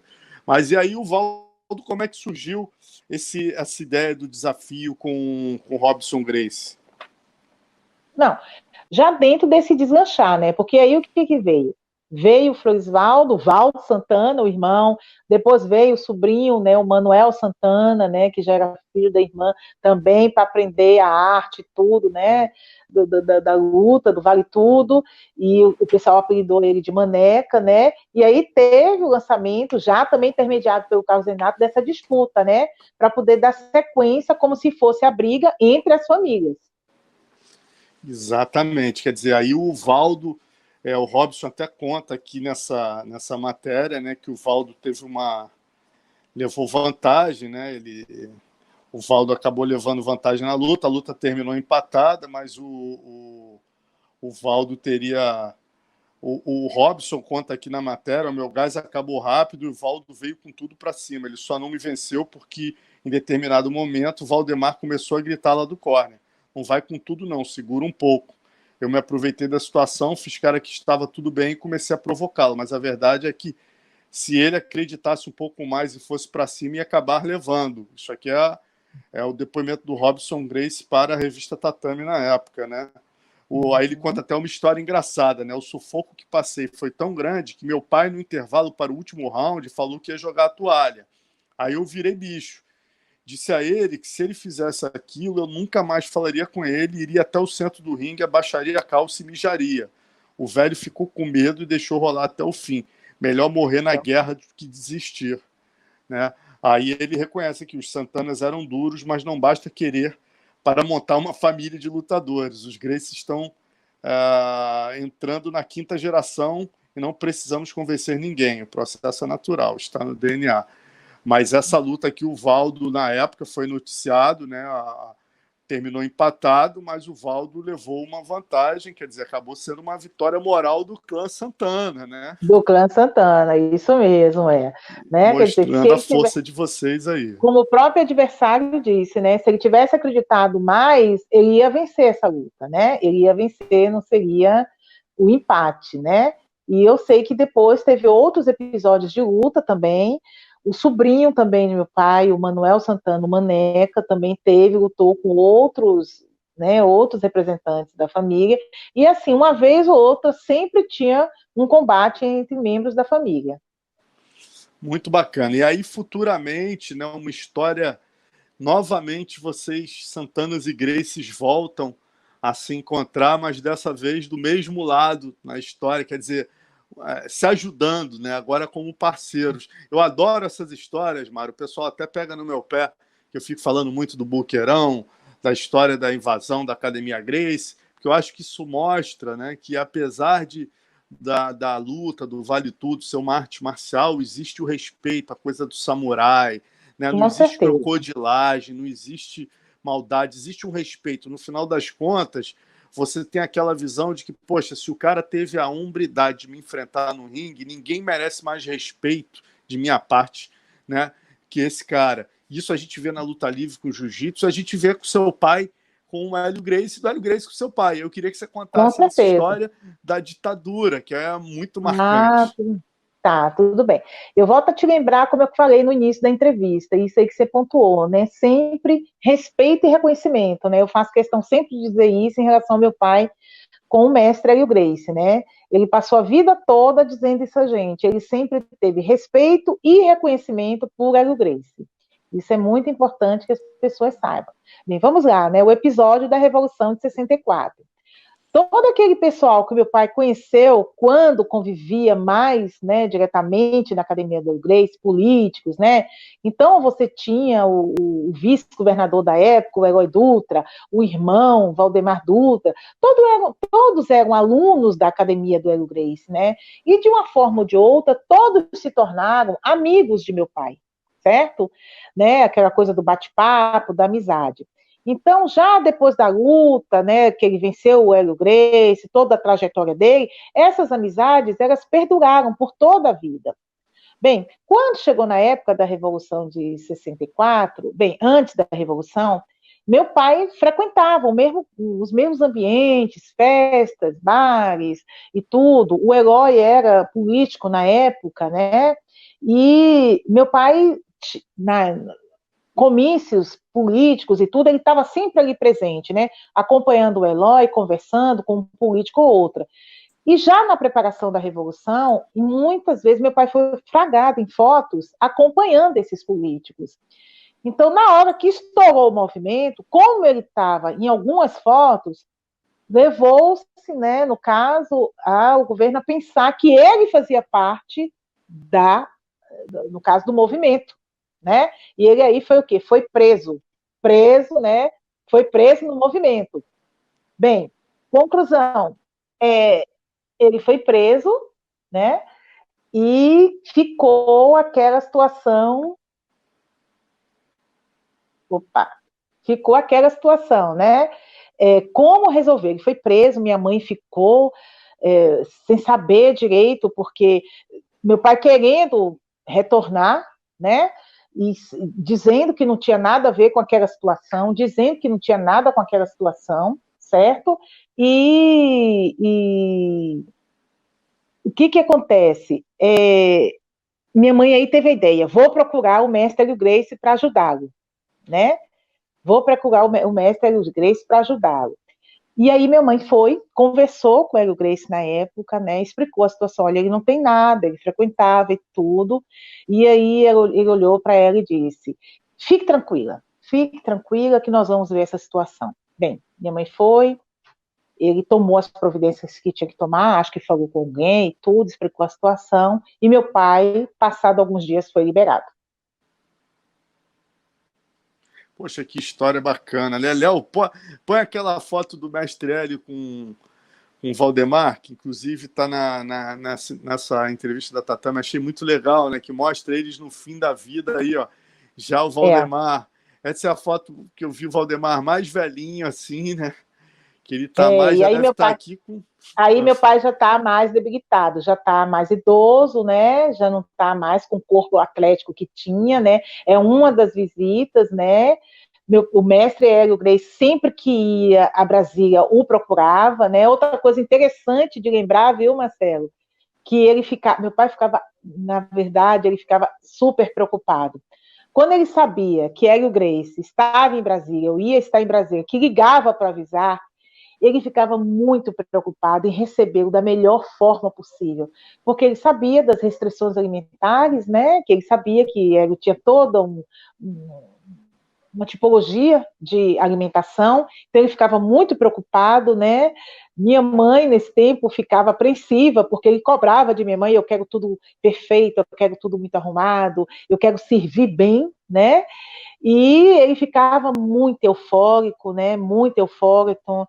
Ele, quando chegava na nossa casa, meu pai ficava assim, meu Deus, ficava eufórico, feliz, relembravam momentos, né, daquela época, né? E ele sempre se referia com a palavra mestre. Poxa, muito bacana, né? E o respeito entre eles. E um outro episódio muito curioso, que foi contado pelo próprio Rickson aqui, né? A gente fez uma resenha há algumas semanas com o Rickson. Acabou de entrar ontem no Sherdog essa parte, eu vou mandar o link para você ver. E o Rickson começa até falando. O Valdemar Santana Eu falei, Rickson, como é que foi sua estreia com o Rei Zulu? Né? Aí ele contado pelo próprio Rickson. O Valdemar Santana ligou para o meu pai, Hélio Gracie, e falou, papai, ô seu Hélio, tem um cara aqui do norte que está batendo em todo mundo, inclusive ganhou do meu aluno Paulão, né? E eu tô querendo a nele. Aí o seu Hélio ia botar o Hollis, imagino eu que a ideia do seu Hélio, naturalmente o melhor naquele momento era o Hollis, era o mais velho, mas o Rickson conta que ficou, papai, põe eu, papai, me põe, e o Rickson tinha 19 anos na época, né?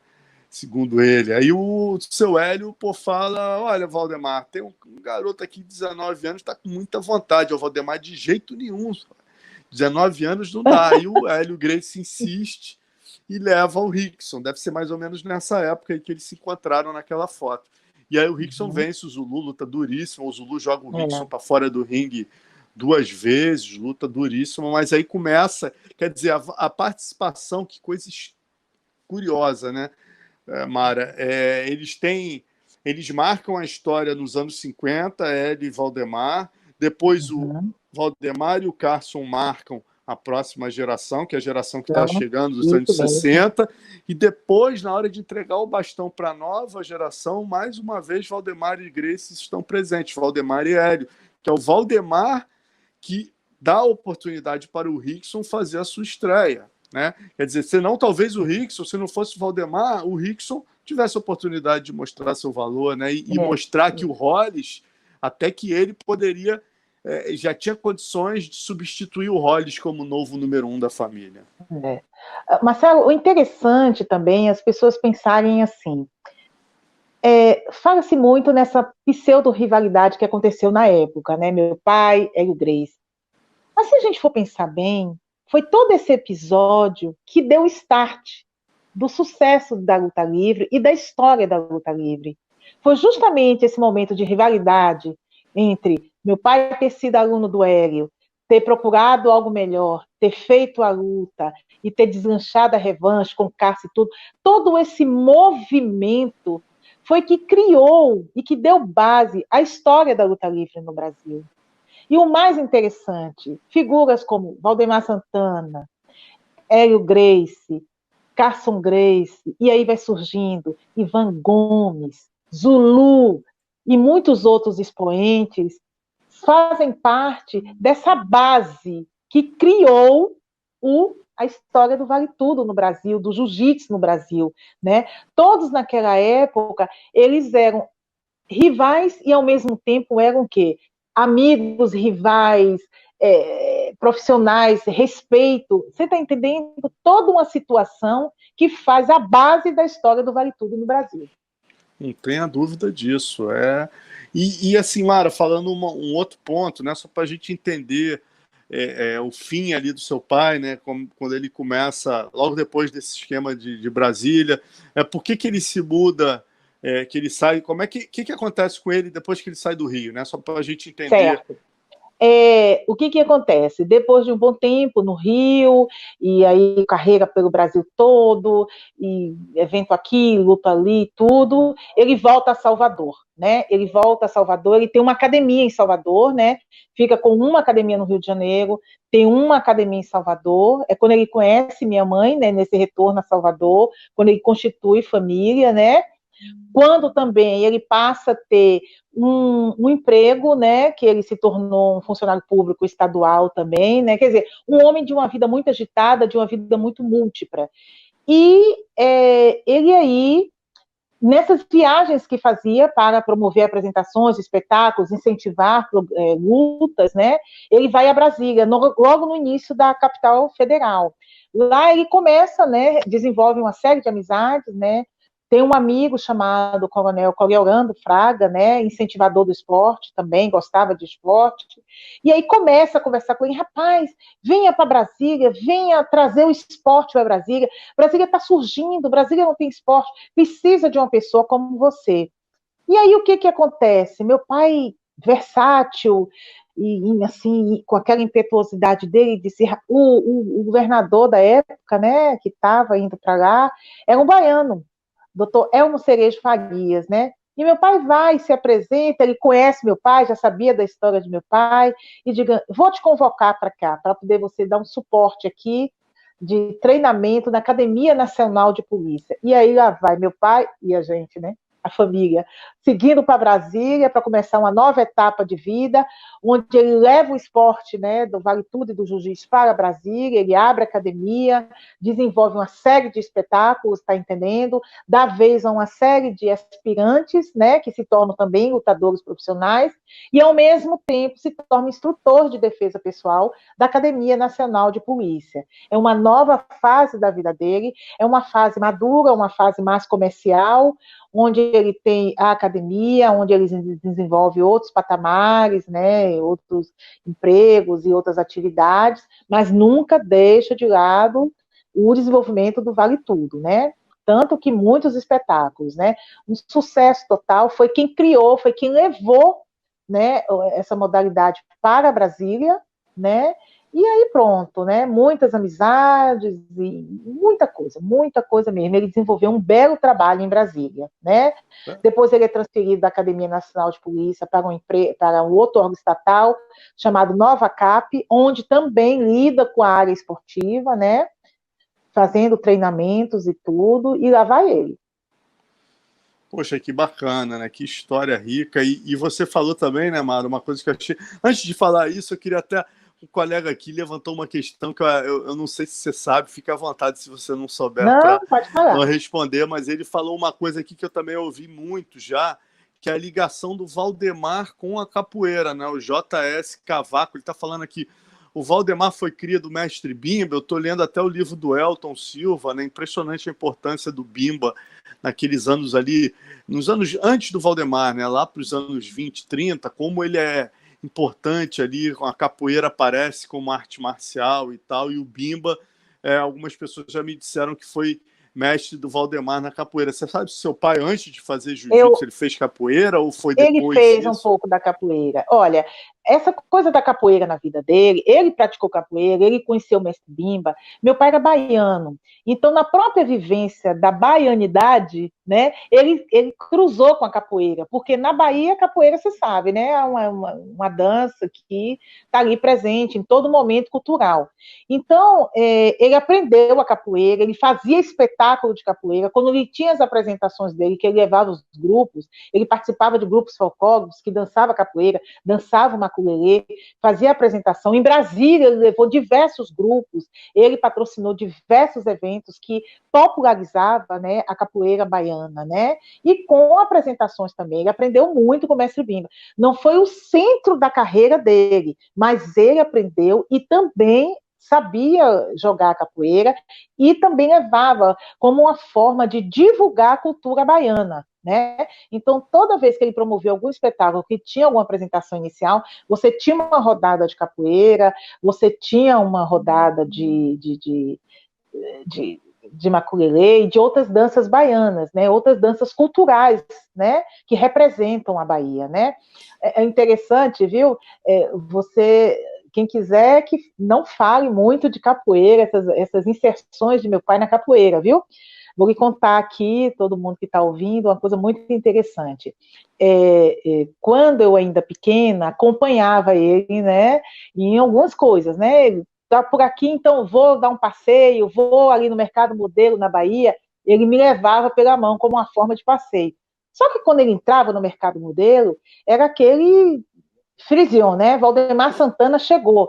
Então, muitas vezes ali no Mercado Modelo, você conhece a Bahia, né, Marcelo? Não sei se você conhece, já teve a oportunidade, conhece, Já né? tive, Você com chega no certeza. Mercado Modelo, já tem logo uma roda de capoeira, né? Então, nisso, eu pequena, ele já me colocava ali em cima de uma mesa e já entrava na capoeira também, a convite do pessoal da roda, né? Até o dia que minha mãe descobriu e eu já não pude mais acompanhar ele nos passeios. Falar em você pequena, Léo, por favor, joga a foto dela com o pai dela aí, a gente ia dar um mole desse, rapaz, essa foto tem que ter aí, essa foto é linda, você devia estar o quê? Bebê ali, nem um ano, eu acho, né? Bebezinha, uma foto carinhosa, né? Ele foi um pai muito carinhoso. Sim, tem uma cara coisa de pai interessante. Pai Você coruja falou, mesmo. meu pai é muito, muito, muito. Uma coisa interessante também, que eu me esqueci de te falar, que você falou da Revolução, né, que ele ficou preso, né, ele ficou preso no DOI do Rio de Janeiro, né, na mesma cela do Mário Lago, né, que também foi preso na Revolução de 64. Muito bem lembrado, Então, isso está na matéria.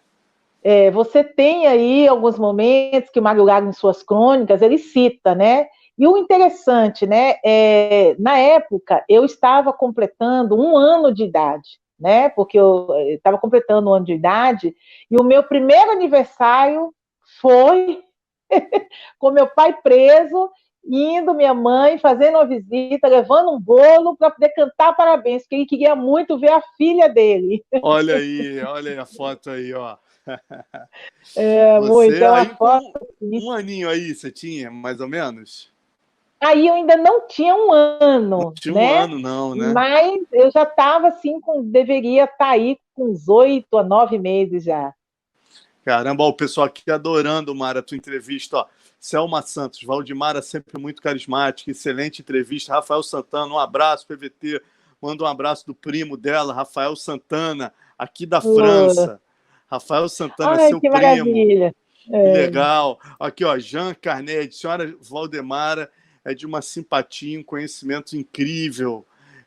Aí, pô, muita gente aqui elogiando. Poxa, que sorte nossa, o Valdemar, ter tido uma filha tão inteligente, tão esclarecida. Aqui, ó, o Antônio Santos, parabéns, Valdemara, pela sua brilhante explanação e por trazer para nós detalhes da excelente história do seu pai, Valdemar Santana. A galera aqui muito emocionada, amarradona aqui, que você está contando essa história para gente. E uma outra coisa aqui, ó, tinha um outro ponto aqui, ó, tá demais a entrevista. Bom, eu já lembro que tinha alguém aqui fazendo uma pergunta que eu achei interessante. Eu já passo para você. Mas para a gente seguir, Valdemar, uma outra coisa que você falou que eu achei muito legal, né?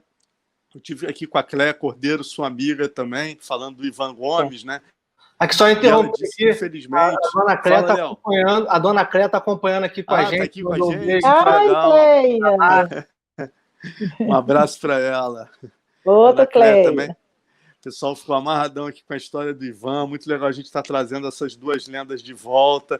E uma coisa que ela falou, né, que eu entendi bastante, é que lá, infelizmente, na Paraíba, ela, apesar ela sentir que existe o reconhecimento por parte da comunidade das artes marciais, o poder público, né, não tem tanto reconhecimento do Ivan. Ela acha que deveria ter algumas homenagens públicas, nomes de ruas, de estádio. E você me disse, aquela vez que a gente se encontrou, né, para fazer o Rivalidades, que o seu pai já é diferente, né? Já existem, se não me engano, ginásios com o nome dele. O meu pai, ele já recebeu, né, da Prefeitura Municipal de Salvador, ele nomina uma rua em Salvador, no bairro de Valéria, a Rua Valdemar Santana, né, que foi inaugurada em homenagem a ele, e no município de Jequié, ele nomina também um estádio, né, um estádio esportivo, que na época o prefeito, o autor, né, da homenagem já não é mais vivo, na época o prefeito homenageou, né, com o nome dele também. Fora isso, uma vez ou outra, a gente está sempre recebendo mensagens pela passagem de data de aniversário, né? Recentemente, uma academia de Salvador deu o seu octógono, né? O octógono Valdemar Santana, né? E é uma coisa assim que, meu Deus, o tempo passa, mas as pessoas guardam muito boa a memória de meu pai. Você chega em Brasília, você toma um táxi, Marcelo Alonso. Se você falar um pouquinho mais, tocar no nome de meu pai, todo o pessoal de uma determinada faixa etária lembra da existência dele, de tudo que ele fez, das lutas que promoveu, né? Para mim fica um pouco difícil falar, porque como filha, né, só consigo ver tudo de bom de meu pai. Mas eu não tenho vergonha, né, de dizer, né, não tenho modéstia, na verdade, de dizer que meu pai era uma pessoa extremamente agradável. Meu pai foi um lutador que era como as pessoas costumam nominar. Ele era um gentleman. Ele era uma pessoa muito agradável, ele era uma pessoa comunicativa, e ele era uma pessoa humilde, humana e humilde, né? Então isso foi muito importante na vida dele. Ele já em Brasília, quando ele criou a academia, Ele criou uma academia, a Associação Esportiva Valdemar Santana, com fins culturais, né, e de beneficência também. Tanto que, antes de falecer, ele já mantinha uma entidade que ajudava crianças carentes com distribuição de cestas básicas, com treinamento gratuito de esporte para jovens que se interessavam pelo esporte e que não tinham condições. Porque tudo isso ele carregou na história dele. Ele sabia da importância, ele sabia como o esporte pode mudar a vida de uma pessoa, como uma pessoa pode crescer, como uma pessoa pode sonhar e vir alcançar. Assim como ele lá atrás, tá entendendo? Teve uma vida humilde, teve uma vida difícil, sonhou, lutou e conseguiu, né? Eu me lembro que muitas vezes eu conversando com ele, eu dizia assim, mas como foi que você conseguiu? Algo que a gente não tocou ainda na entrevista, porque também é tanta coisa, né? Você sabe que meu pai também lutou com o Kimura, né? Ia falar voltando isso agora. Então pronto, adivinhei. O Claudevan Dias mandou aqui, ó, Marcelo, por favor, pergunta sobre a luta com Kimura. Já ia te fazer essa pergunta. Com Kimura. Mas se você quiser engatar direto com esse assunto, fica à vontade, que eu já ia te perguntar mesmo. Tá. O Kimura, como vocês sabem, é um lutador enorme, né? E que lutou 2 vezes com meu pai, sendo que uma vez ele ganhou, né? E na outra meu pai ganhou. Na vez que ele ganhou foi na técnica do jiu-jitsu, aí no Rio de Janeiro, e depois, já em Salvador, né? Ele lutou com Vale Tudo e meu pai ganhou. E isso era uma coisa que impressionava muitas pessoas. Os fãs de meu pai sempre questionavam. E eu, em certa época da vida, também perguntei. E meu pai usava um termo muito interessante. Ele dizia assim, olha, na luta importa tudo, importa a técnica, importa o peso, importa a alimentação, importa o treino, mas acima de tudo, um elemento forte é a garra. Ele dizia, é a garra que você tem que ter para alcançar seu objetivo. Então, eu acho que esse tempero, Marcelo, que ele tanto falava, essa garra, é a resposta para muitas perguntas das vitórias de meu pai. Muito legal você, só contextualizando aqui para o pessoal que não está entendendo muito que Kimura é esse. É o Kimura que vocês estão pensando mesmo. É o Kimura da chave Kimura, que venceu o Hélio Gracie, né, naquela histórica luta que o Hélio foi um herói lá, o Carlos teve que jogar a toalha que o Hélio não queria desistir, e esse gigante do judô, né, teve aqui no Brasil, posteriormente, fazendo uma série de exibições, e dentre elas... ele foi fazer uma luta de kimono com o Valdemar no Rio, e na sequência ele foi em Salvador lutar com o Valdemar nas regras do Vale Tudo, como a Valdemara está lembrando, né? E realmente, eu acabei de ler até o depoimento dele, né? Ele escreveu um livro chamado My Judo, né? Meu Judô, e ele deu um depoimento aqui que eu acabei de ler antes de entrar na entrevista, que é impressionante. Ele disse que estava com o joelho machucado e tal, não estava na melhor condição, mas ele chega lá e ele ficou muito assustado, porque o ginásio estava lotado, ele fala em torno de 3 ou 4 mil pessoas, lotado o ginásio, muita pressão, e ele, não sei se ele não leu o contrato, não entendeu direito, mas ele não sabia que seria na luta do Vale Tudo, mas ele viu que ia ter que lutar e lutou, ele reconhece que apanhou muito do Valdemar, né? Então, mais uma vez, aí o Valdemar, família Gracie, família Santana, aí, quer dizer, o Valdemar, ao mesmo tempo que venceu o Hélio, depois ele vingou o Hélio com o seu maior algoz, né? Ele deu uma verdadeira surra. Segundo o Kimura, ele diz que a luta teria terminado empatada nas regras ali, mas ele apanhou muito. Se tivesse sido por pontos, ele teria, com certeza, perdido. Ele conta ali relatos de socos, golpes que ele levou, que ele praticamente apagava, socos que o Valdemar dava na linha de cintura, que ele nunca tinha sentido aquilo. Foi uma experiência traumática para o japonês, sem dúvida alguma. Agora, Valdemar, que coisa triste a gente não ter um vídeo disso, né? Poxa, uma luta histórica dessa. É uma luta histórica. E isso é algo que tem prejudicado muito no levantamento da biografia de meu pai, certo?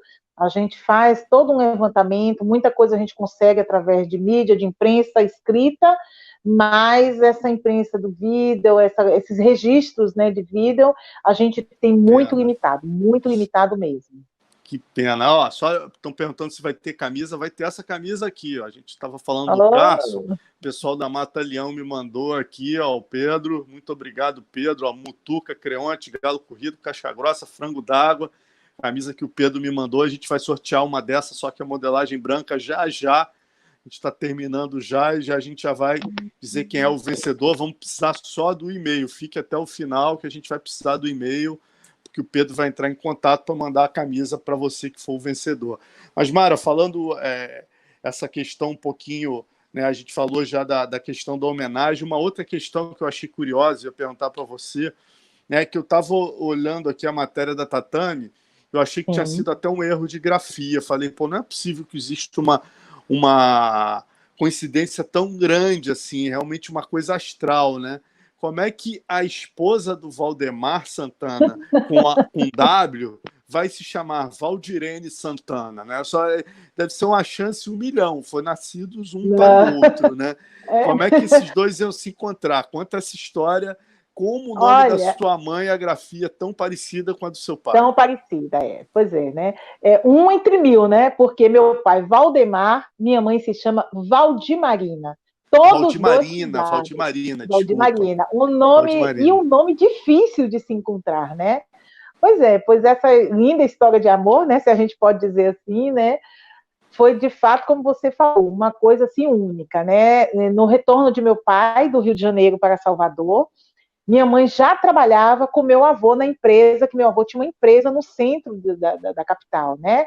E aí aquela coisa de vizinho, né? Meu pai tinha uma academia próximo à firma de meu pai. Meu avô já conhecia a firma de meu pai, porque quando meu pai voltou do Rio, quando andava na cidade de Salvador, todo mundo parava, pedia autógrafo, falava. Era uma pessoa muito conhecida, né? E ela já tinha visto uma vez ou outra, meu pai, quem é aquela pessoa ali?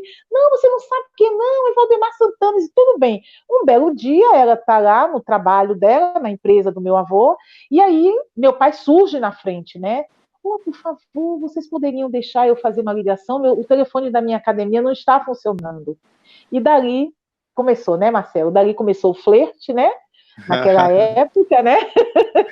Já foi o flerte. E o vizinho, esse telefone nunca mais consertou. Toda vez que precisava de uma ligação, ia direto na empresa do meu avô, porque sabia que ia vê-la. E dali começou, né? E aí, meu avô também adorou aquele encontro, né? Porque foi uma coisa ótima. E aí começou o namoro dali, né? Dali eles começaram a namorar, vieram a ficar noivos, naqueles padrões de casamentos antigos, né? Se casaram, teve a filha aqui, que está te dando essa entrevista, né? Aquele amor muito grande, né? Você vê que meu nome é uma combinação do nome dos dois, né? Cortar os dois, né? E coisas, olha, foi uma história assim muito rica, né? Porque ela acompanhou a carreira dele, né? Voltaram depois para morar em Brasília e minha mãe ele morreu muito jovem, como vocês sabem. Minha mãe ficou viúva aos 40 e poucos anos, né? E o mais interessante, viu, Marcelo, eles viveram uma coisa tão intensa, né? Tão viva, que ela ainda idosa, como está hoje, mas lúcida, totalmente lúcida, e no dia a dia ela se refere ao marido como se vivo ele estivesse. Todas as lembranças possíveis que você possa imaginar do dia a dia, ela se refere seu pai gostava disso, como se ele ainda estivesse presente, né, conosco ainda, né, mas tudo em decorrência da boa relação que tiveram. Poxa, que coisa incrível. E quantos filhos, quantos irmãos você tem, Valdemar? Olha, eu sou filha única, por incrível que pareça. Eu sou a filha mais velha, meu pai e minha mãe iam ter outro filho, mas houve um problema, ela perdeu uma criança, né? E aí não teve mais filhos, né? Então eu sou filha única. Mas, meu pai teve muitos sobrinhos, né? Já da família. E tudo, mas é isso que eu ia perguntar, né? Até falando um pouco do Valdo, né? A gente teve aqui, quando a gente fez esse documentário, as rivalidades, né? Uma das rivalidades é Santana versus Grace e tal, e a gente, além de entrevistou seu primo também, né? Que é o filho do Valdo, o Neivaldo Santana. O seu primo, o Valdo ainda tem uma academia aqui no Rio de Janeiro, né? Uhum. Tem algum outro Santana que mantenha o legado, né? Aqui no Rio, no centro do Rio, a Academia Santana ainda existe, quem quiser conhecer. Existe. Eu sei que tem o Maneca, né? Eu não sei se ele abriu a academia. Algum outro primo seu, algum filho do Valdemar, ou primo, seguiu nesse caminho? Não. O que aconteceu? Você teve uma legião de pessoas, né, alguns descendentes da família, que seguiram carreira do esporte, né? O Manuel Santana, que é o Maneca, como você fala, que é o sobrinho, e outros, né? O Jairo Santana e outros expoentes. Mas alguns, o Manuel Santana recentemente faleceu, né? Foi uma perda muito grande. O Neivaldo Santana, que é o filho do Valdo Santana, esse sim continua na ativa, é quem dirige a Academia de Santana. Está lá no Rio de Janeiro, no centro do Rio, Academia no centro Santana, do Rio de Janeiro. Conheçam. A academia fica na Rua do Riachuelo. Rua do Riachuelo, né, Léo? Na Rua do Riachuelo, e continua com os alunos. Se eu não me engano, é 393 o número. 393, mantendo essa chama acesa, né, aí no Rio de Janeiro, né, e as outras pessoas foram tomando caminhos diversos, entendeu? Então, por isso, você não teve, assim, os novos que foram surgindo da família Santana, alguns não seguiram a linhagem do esporte, né, e aí, infelizmente, nós ficamos só restritos mesmo a essa Academia Santana aí no Rio de Janeiro. Agora, Mara, assim, você tem alguma ideia em termos, você falou em biografia aí, né, que você tem o sonho de fazer a biografia do seu pai, já está aí rabiscando alguma coisa, já colecionando material. Fala pra gente aí o que está faltando para isso sair, que eu tenho certeza que o público das artes marciais vai consumir avidamente, seja o livro ou seja o documentário que sair do Valdemar, vai ter muito público para assistir e aplaudir. Com certeza, porque aqui a gente não conseguiu, nessa entrevista que a gente falou muita coisa, foi muito rico, mas lógico que tem muitos detalhes, você tem uma cronologia de lutas, de situações, de tudo que meu pai passou, muito, muito, muito interessante, né? Então nós temos um projeto que já está em andamento, né, que é uma biografia, né, contando muitos episódios, desmistificando verdades que precisam ser esclarecidas, né? Então a gente está coletando esse material, né? Eu tenho muito material da época da imprensa, daquela época, e ainda estou também colhendo relato de pessoas, né? De personagens que podem colaborar com informações. Deixo aqui também um espaço aberto para as pessoas que quiserem colaborar e quiserem enviar material para a gente aproveitar nesse relato da história. E também temos um projeto de um documentário, esse sim ainda está um pouco no embrião, porque a gente está em busca de patrocínio e de alianças para poder realizar esse documentário da vida de meu pai, de toda a sua saga dentro do Vale Tudo. Poxa, que maneiro. Foi muito legal, viu, Mara? Olha, o papo foi rico, né? Que naquele do documentário a gente acabou tendo pouco tempo para conversar. Eu acho que aqui 1h34, né, de conversa. Acho que a gente abordou praticamente todos os temas. Se tiver alguma coisa que eu tenha me esquecido... A galera está perguntando aqui da luta com Toro Moreno. Vamos lá, Léo. Se tiver de pergunta da galera, joga para Mara aí, que estamos aqui para isso. A luta do Toro Moreno é o seguinte, né? O mais engraçado da luta do Toro Moreno é o relato do Toro Moreno, né? Que ele disse que quando ele relata que nunca apanhou tanto, que ficou quebrado, é que a gente vê como foi o episódio, né? A luta do Toro Moreno foi mais uma das lutas com meu pai nesse Brasil afora, né? Só que tem essa particularidade, né, dele ser uma pessoa assim muito carismática também, o Toro Moreno, né? E ele vem relatando, tem os relatos na internet, né? Que eu acompanho, dizendo, né, que foi uma das lutas mais duras que ele teve durante a carreira dele e que respeitava muito meu pai, que nunca apanhou tanto, que passou foi tempo para recuperar. Aqui, ó, o Marcos Castro, que entrevista maravilhosa, surpreendeu não pela história do Valdemar, que é sensacional, mas a desenvoltura da filha, entrevista no conhecimento e memória da história. Olha que legal, Mara. Tá vendo que vai ser um sucesso esse documentário, esse livro, hein? Quando a gente puder, então, destrinchar com mais informações, não é isso? Eu tenho certeza que o pessoal vai... o livro ele vai trazer de forma mais detalhada todos esses episódios das situações que meu pai viveu dentro da Academia Gracie, do sonho dele, né, de um mundo melhor, da posição, do porquê da partida dele, né, da mudança de vida, o próprio relacionamento com o Carson, né, porque o Carson com ele eram amigos de farra, amigos amigos, né, amigos, jovens amigos, né, e eu não sei se você observa, Marcelo, que até nas lutas mesmo, não sei se você já fez essa observação, nas 4 lutas que o Carson tem com meu pai, nos registros de fotos, vocês podem observar que ao término da luta, o Carson tem um olhar carinhoso, uma risada de canto, porque ele estava ali representando os Gracie, mas ele estava lutando com um amigo que ele já tinha feito. Com certeza, certo? Com certeza. Né? Agora, mas a situação exigia aquilo. A situação exigia aquela luta, aquela revanche, aquelas 4, né? A recuperação do nome dos Gracie, né? Porque se o Carson não tem, né? Quem lê um pouco da biografia do Carson, se o Carson não entra naquilo de fazer a revanche, de ter 2 vitórias e 2 empates, ele não recuperava, como ele mesmo afirmou diversas vezes em diversas entrevistas, você veja, né? Se não, como o Carson disse, se não fosse eu, o Gracies estariam o quê? Vendendo banana no Largo da Carioca, porque foi ele que trouxe o nome da família depois da derrota de meu pai, em cima da vitória de meu pai em cima de Hélio Gracie. Agora, uma outra coisa importante que eu acabei não abordando, né, Mara, assim, é difícil seu pai, né, eu vi aqui um relato na matéria aqui da Tatame, que ele aos 42 anos já contabilizava 286 lutas. Ele chegou a dizer para você, ele tinha um número redondo de lutas que ele fez? Marcelo, eu não tenho esse dado fechado pelo seguinte, essas 286 se refere a antes da chegada de meu pai em Brasília. O que a gente está fazendo nesse levantamento de dados da biografia? A quantidade, porque repare, a terceira fase da vida dele em Brasília, eu separei a vida de meu pai em 3 fases.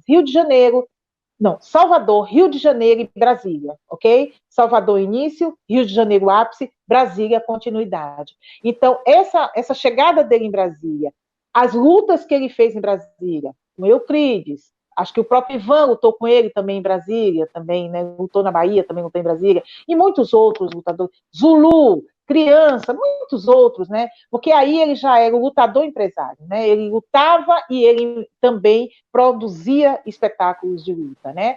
Então eu estou precisando adicionar nesse número de 286 esse novo número, mas eu acredito, pelo que já tenho, que meu pai deve ter chegado a cerca de quase 400 lutas. Faz sentido, porque se ele tinha 286 aos 42 anos, e, gente, não pense que é brincadeira, não.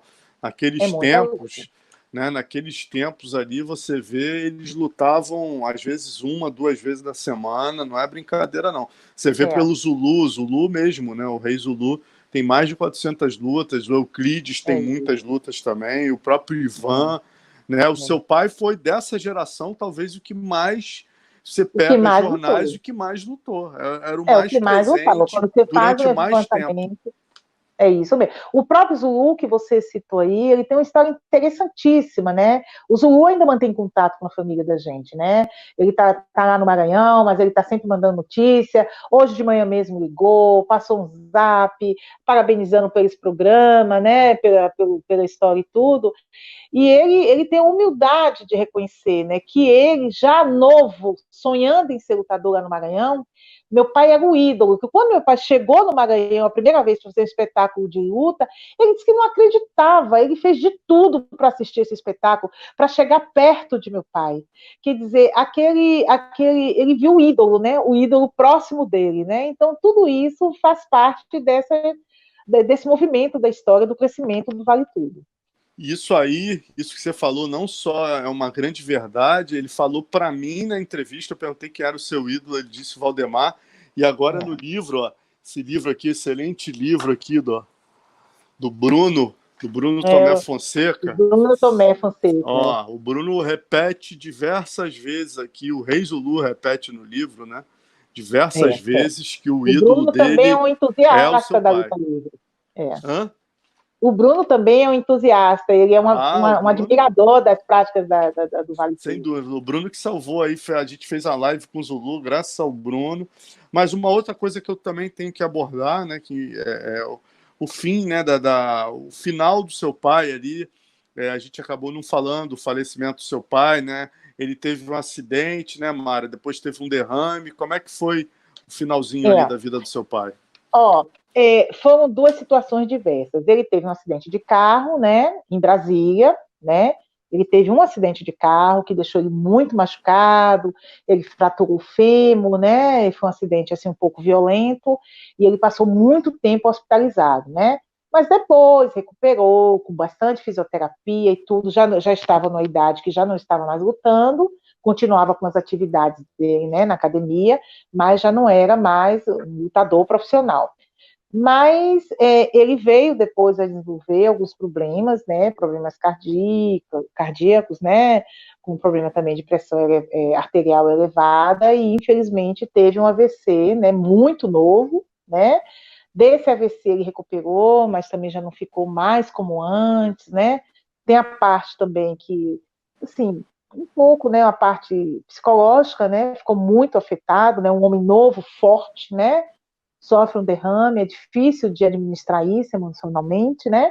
E aí, infelizmente, ele veio a falecer, né? Porque ele tornou a ter outro derrame, né? Ele faleceu aos 54 anos, em 1984. Sim. Quando ele teve o primeiro derrame, quer dizer, ele faleceu novíssimo, né? Imagina o seu pai forte do jeito que era, ele forte, justamente. A agonia dele de não poder estar treinando, de poder. O Zulu lutou até os 60, seu pai com certeza devia querer lutar ali fácil, né?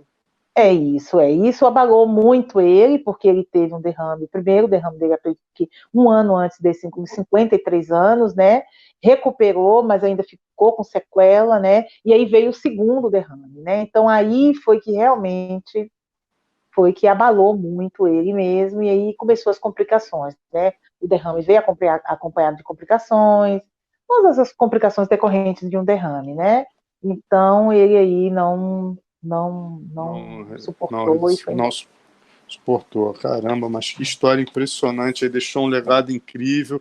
Antes da gente terminar, quero pedir sua paciência aqui, só para a gente dar o Léo divulgar aí quem foi o vencedor. Galera, eu tô doida para saber também quem foi. Vencedor dessa camisa aqui, só que é branca, tá? A minha é preta, você vai ganhar uma branca, vai dizer aí o tamanho pro nosso amigo Pedro.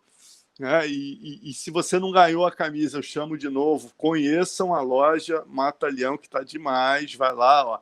Bota no Google, ó. Tá aí, ó. Loja Mata Leão, mas se você não tiver saco de digitar esse nome, bota lá no Google só Loja Mata Leão. Você já vai cair direto na loja. Tem mais de 40 estampas maravilhosas. Tem uma estampa dos Legends, que é do Kimura. Tem outra Legends, que é do Carlos Grace. Pô, tem que fazer uma Legends do Valdemar Santana. Eu vou botar vocês em contato que vai dar liga aí essa camisa. Ele faz um esquema maravilhoso aí que ele paga royalties, é muito bacana o esquema do Pedro. E ele homenageia todas essas grandes lendas do esporte. A gente está fazendo a camisa da Confraria com ele, camisa do PVT.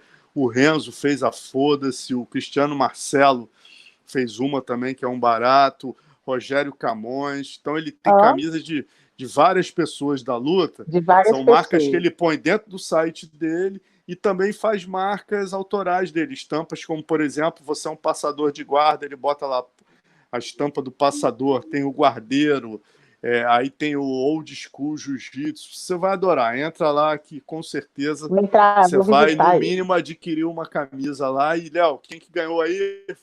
Vamos lá. Fala, galera, já tem um vencedor aqui, mas antes, fazer aquele suspense lá, João Kleber, né?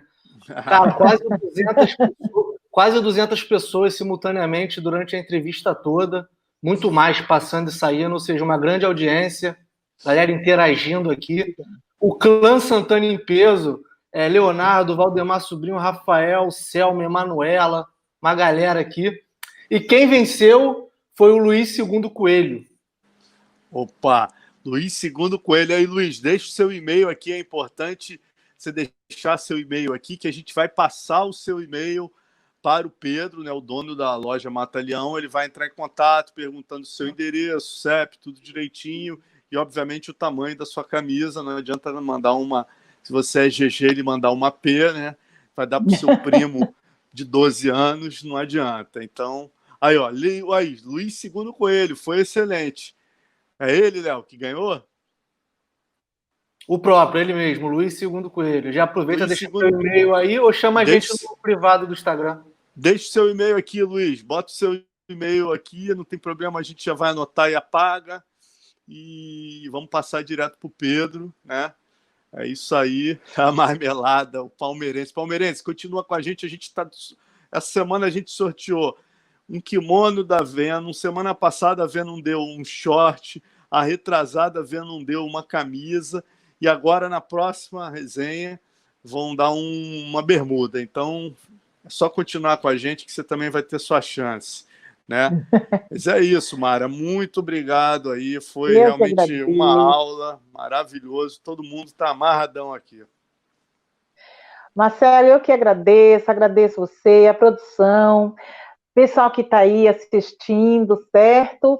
Falar de meu pai, contar as histórias aqui foi um pedacinho para deixar vocês curiosos, para poder acompanhar aí o movimento que a gente está querendo fazer com a biografia dele que vem aí e o documentário também. Sempre será um prazer. Eu garanto a vocês que a história de vida dele é uma história rica, é uma história de paixão, de emoção, de garra, de luta e de sucesso. É a história de um homem negro que lutou, que confiou, que acreditou e que, acima de tudo, chegou lá, mostrando, sim, que é possível, sim. Poxa, que maravilha, que belo exemplo. Tenho certeza que vai inspirar muita gente, né? Hoje em dia o MMA é um esporte extremamente inclusivo. Quanta gente hoje, né, independente de raça, cor, classe social, vive do MMA e do jiu-jitsu no mundo, não só brasileiros, né? Mas o seu pai, sem dúvida, nunca pode ser esquecido como um desbravador, né? Um cara que veio lá da Bahia sem nenhuma certeza de que iria vingar e veio de ônibus, bateu na porta da Academia Gracie, quebrou as primeiras pedras. Então é sempre bom falar de lendas como seu pai, como o Ivan, como o Euclides, né? Muito obrigado mais uma vez pela entrevista e estamos ansiosos aqui esperando o livro. Já está chegando. Tá ótimo. Galera, ó, não esquece de se inscrever no canal aí, curtir, por favor, o vídeo. Quanto mais vocês curtirem, mais essa entrevista maravilhosa vai ser difundida aí. Valeu. Só lembrando também que domingo eu vou estar fazendo uma live com o Minotouro no Instagram dele, né? O Minotouro está se aposentando agora e vai ser uma série de homenagens durante as próximas 3 semanas. Eu faço a primeira entrevista com ele domingo às 19 horas, depois a Paula Sack no outro domingo, depois o Eduardo Orrata, grande jornalista também, fazendo a próxima entrevista. Valeu? Enquanto vocês lá. Mara, mais uma vez, muito obrigado pela entrevista. Nada. Foi um prazer. Eu que agradeço a você. Excelente oportunidade. Obrigado, Léo. Um abraço. Até semana que vem. Abraço, Mara. Abraço, Alonso. Valeu, galera. Até semana que vem, então. Tchau, gente. Valeu. Tchau, tchau.